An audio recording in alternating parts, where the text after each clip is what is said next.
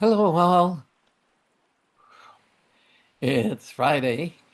It's the end of a work week for many, and it is the 5th of June.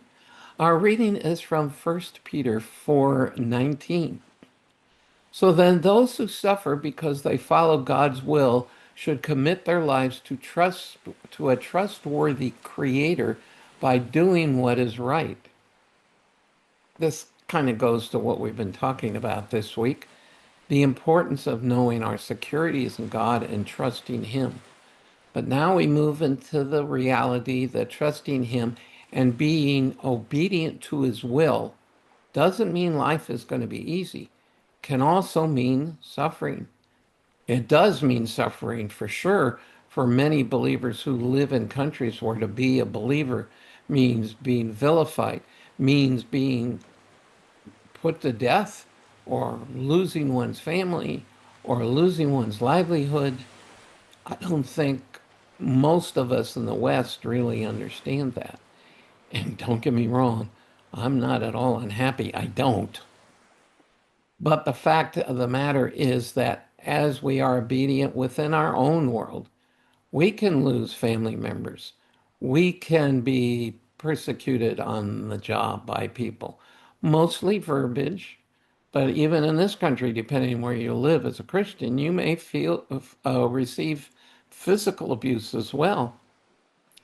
The idea is no matter what struggles we're having in our lives that come from being believers and from being who God's called us to be, not other kinds of suffering, some of which comes from our own lack of judgment.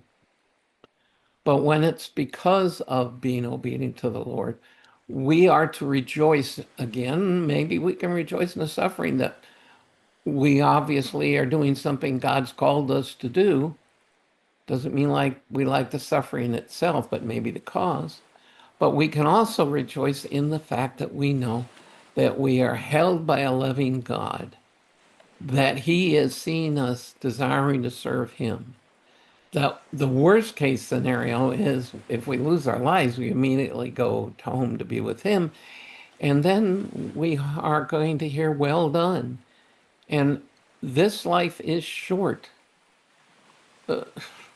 May not seem that way from a human perspective, but in terms of the eternity we're going to spend with God, it is. And it gets shorter, folks. I have to think about now making purchases. Do I really want to buy something that's going to last 20 years?